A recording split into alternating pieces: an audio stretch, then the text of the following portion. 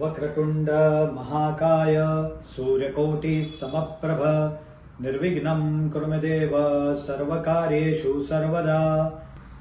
जय गणेश। नमस्कार आप सभी को, स्वागत है आप सभी का हमारे YouTube चैनल में। सबसे पहले अंग्रेजी नव वर्ष की बहुत सारी शुभकामनाएं और प्रार्थना गणेश जी से और भूमिपुत्र मंगल ग्रह से कि इस साल शांति बनी रहे, सबका मंगल हो, कल्याण हो और गणेश जी की कृपा से सबके जीवन में आने वाले विघ्न और संकटों का नाश करे गणपति बाप्पा। इस साल जो ये नव वर्ष है 2025, तो अगर आप अंक विद्या के अनुसार देखेंगे तो ये वर्ष जो है वो 9 नंबर पे ऐड होके आ रहा है। जैसे कि 1 से 9 नंबर है, नवग्रह है, तो हर एक ग्रह अपना अधिपत्य रखते हैं एक अंक पे। सो इस बार मंगल ग्रह प्रतिनिधित्व करेंगे इस 9 नंबर अंक का। सो 9 नंबर के बारे में जानने से पहले हम मंगल ग्रह की विशेषता जरूर हमको जाननी चाहिए, यानी पॉजिटिव एलिमेंट्स, कुछ मेलेफिक एलिमेंट्स भी हैं मंगल ग्रह के, तो उस हिसाब से हम पहले चर्चा करते हैं। बट वो जानने से पहले सबसे पहले हम शुरू करेंगे इस मंत्र के बारे में। और ये मंत्र मैं सजेस्ट करूंगा कि हर मंगलवार को सभी को करना चाहिए, क्योंकि इस साल शांति बनी रहनी चाहिए। मंगल ग्रह का जो प्रभुत्व है वो कहीं ना कहीं क्रोध के ऊपर, हमारे शरीर में ब्लड सर्कुलेशन जो होता है उस पर भी मंगल ग्रह अपना प्रभुत्व रखते हैं। और इसीलिए ये मंगल ग्रह का मंत्र करना बहुत ही अनिवार्य है। तो ये मंगल ग्रह का मंत्र गौर से सुनिए। धरणी गर्भ संभूतम विद्युत कांति समप्रभम कुमारम शक्ति हस्तमम च मंगलम प्रणमाम्यहम। धरणी गर्भ संभूतम विद्युत कांति समप्रभम कुमारम शक्ति हस्तमम। धरणी गर्भ संभूतम यानी मंगल ग्रह जिनको भूमिपुत्र बताया गया है, ऐसे भूमिपुत्र जिनकी ग्लो यानी ऊर्जा यानी लाइटनिंग के बराबर उनकी शक्ति को कंपेयर किया गया है। जैसे एक ऊर्जा या एक लाइटनिंग है, उसकी क्या स्पीड होती है, उसका क्या वेग होता है। तो सेकेंड लाइन में आता है विद्युत कांति समप्रभम, विद्युत यानी ऊर्जा, लाइटनिंग। तो ऐसे कुमारम शक्ति हस्तमम चम मंगलम प्रणमाम्यहम, तो ऐसे जो शक्ति से भरपूर है, ऐसे मंगल ग्रह को हम प्रणाम करते हैं। ये इसका मीनिंग है। इसलिए हमको ये मंत्र रेगुलर ट्यूसडेज को करना ही चाहिए। और अगर आप नवग्रह टेम्पल में विजिट करते हैं तो आप लाल पुष्प है, नैवेद्य के स्वरूप में ऋतुफल है, ये भी उनको अर्पण कर सकते हैं मंगल ग्रह को।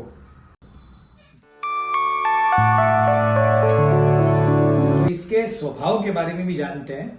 सो मंगल ग्रह का अगर आप चित्र देखेंगे तो उनको बताया गया कि वो जो वाहन है उनका वो है पशु राम, जिनको अंग्रेजी में रैम बोलते हैं।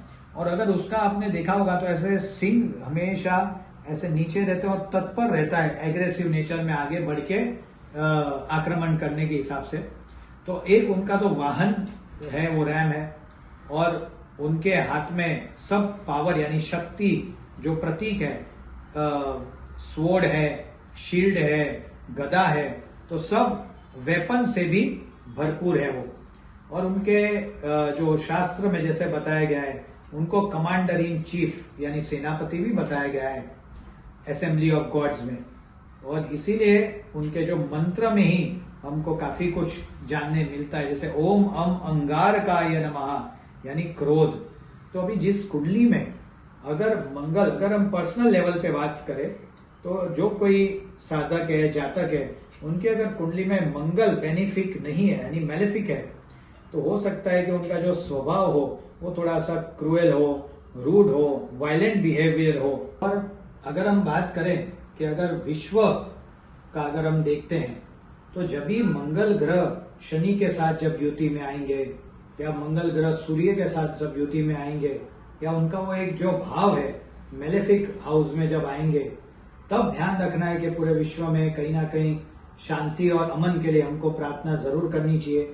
ऐसे उपाय करना चाहिए जैसे कि हनुमान चालीसा का रेगुलर चैंटिंग, मेडिटेशन, और हमें जो भी धर्म में हम जन्मे हैं उस धर्म का आदर करते हुए हमको कहीं ना कहीं साधना, मंत्र जाप और इस विश्व के कल्याण या शांति हेतु प्रार्थना जरूर करनी चाहिए, क्योंकि मंगल ग्रह का जो प्रभुत्व उस टाइम पे ऐसा बढ़ेगा कि एक्ट ऑफ वायलेंस है, accidents by loss of fire है, साइंस ऑफ वॉर है, फिर डिस्ट्रक्टिव वेपन्स का उपयोग में लाना, क्योंकि जब ये मेलेफिक होगा तब कहीं ना कहीं क्रोध की जो क्षमता है वो बहुत बढ़ने की संभावना है सभी के अंदर।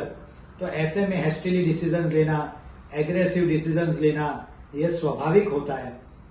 तो इस पोस्ट के माध्यम से या इस एपिसोड्स के माध्यम से मैं जरूर गुजारिश करूंगा आप सभी से कि हम सभी को एकजुट होना चाहिए और हर मंगलवार हमको डेफिनेटली हनुमान चालीसा चैंट करनी चाहिए।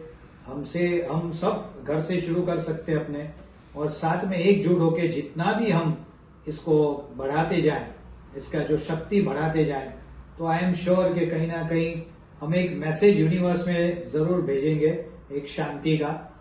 और कहीं ना कहीं हम सबको एक स्ट्रॉन्ग, एक दृढ़ निश्चय करना पड़ेगा और एकजुट आना ही पड़ेगा, क्योंकि ये साल जो है मंगल पे ऐड होके आ रहा है और आप सभी को जैसे मैंने बताया है, और जितने भी हम गुणीजन को भी सुन रहे हैं और जो भी सिद्ध आचार्य हैं और हमने भी जो नॉलेज प्राप्त किया है, उस बेस पे मंगल अगर बेनिफिक है तो बहुत सारे लाभ हमको मिलने वाले हैं।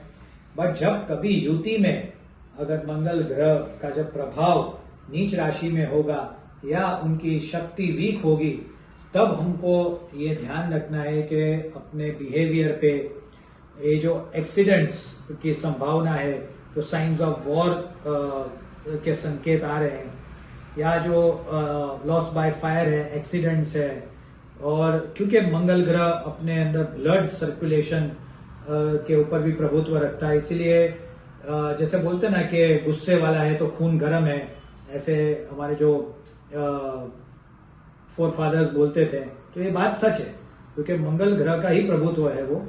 तो हमको अपने डर और वहम को दूर रखना है और साधना करने से, मंत्र जाप करने से। इसलिए मैं वापस से बोलूंगा कि हम क्यों ना एकजुट होकर एक ऐसा निश्चय करें कि मंगलवार के दिन शाम के समय बिटवीन 7 to 8 हम एटलीस्ट 7 बार हनुमान चालीसा तो कर ही सकते हैं, और महीने में एक बार पूरा परिवार मिलके अगर हो सके तो 108 हनुमान चालीसा का भी संकल्प या अनुष्ठान कर सकते हैं। तो इससे ये होगा कि हमको हनुमान जी की ब्लेसिंग्स भी मिलेगी, और पवन पुत्र है वो केसरी नंदन है, जिनकी गति बोली जाती है जो मतलब लाइट से भी काफी तेज है। तो ऐसे पवन पुत्र को हम सब जब मिलके केसरी नंदन अंजनी पुत्र को जब हम प्रार्थना करेंगे, तो I am sure Hanuman ji हमारा प्रोटेक्शन जरूर करेंगे, और अमन और शांति के बारे में हम सब मिलके आइए प्रार्थना करते हैं। और आगे के एपिसोड्स में आपको 1 नंबर से लेके 9 नंबर के बारे में, उनके लिए जो यूजफुल चीजें हैं, प्रिकॉशंस है, उपाय है, ये सभी हम लेके आएंगे। और मंगल ग्रह का जो मंत्र है, वो बीज मंत्र भी एक आपको देके जा रहा हूं मैं, वो है ओम क्राम क्रीम क्रौम सह भौमाय नमः। ओम क्राम क्रीम क्रौम सह भौमाय नमः। तो अगर आपके पास कोरल बीड्स की अगर माला मिलती है, तो ओरिजिनल कोरल बीड्स की माला से भी ये मंत्र कर सकते हैं। और जिन लोगों का घर, ड्रीम होम खरीदने का इच्छा है, जमीन जायदाद, ये सब पे भी मंगल ग्रह क्योंकि भूमि पुत्र है, तो इस साल रियल एस्टेट के भी प्राइजेस काफी आगे जा सकते हैं। रियल एस्टेट वालों के लिए भी ये बेनिफिशियल है। जैसे लास्ट ईयर हमने देखा कि कंस्ट्रक्शन इंडस्ट्री के लिए काफी बेनिफिशियल था, तो इस बार रियल एस्टेट वालों के लिए ये अच्छा साल आने वाला है। तो हम ये मंत्र या आप जो नया घर लेने की इच्छा रखते हैं, वो भी ये अनुष्ठान मंगलवार के दिन रख सकते हैं। तो आगे ऐसे ही हम जुड़ेंगे और एपिसोड्स में। तब के लिए आप अपना ध्यान रखिए। जय गणेश, शुभम भवतु।